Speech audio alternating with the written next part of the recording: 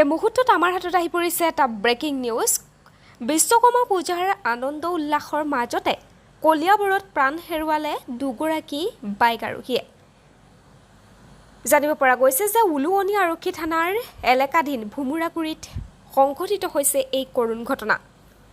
দুখন বাইকৰ সৈতে মুখামুখি সংঘৰ্ষ হোৱাত প্ৰাণ হেৰুৱাই দুই বাইক আৰোহীয়ে। আমি পুনৰ জনাইছোঁ, কলিয়াবৰত বিশ্বকৰ্মা পূজাৰ দিনাই ভয়ংকৰ পথ দুৰ্ঘটনা আৰু এই পথ দুৰ্ঘটনাত ইতিমধ্যে প্ৰাণ হেৰুৱাইছে দুগৰাকী বাইক আৰোহীয়ে। মৃত যুৱক দুজন ক্ৰমে সাধন দাস আৰিমৰা আৰু ৰামু নমু দাস হাতীয়ে খোৱা বুলি জানিব পৰা গৈছে। দুৰ্ঘটনাগ্ৰস্ত বাইক দুখনৰ নাম্বাৰ AS02AA6272 আৰু AS12AL9472 নম্বৰৰ। আমি পুনৰ জনাইছোঁ, কলিয়াবৰত এক ভয়ংকৰ পথ দুৰ্ঘটনা সংঘটিত হৈছে আৰু এই পথ দুৰ্ঘটনাত দুগৰাকীকৈ বাইক আৰোহী নিহত হৈছে।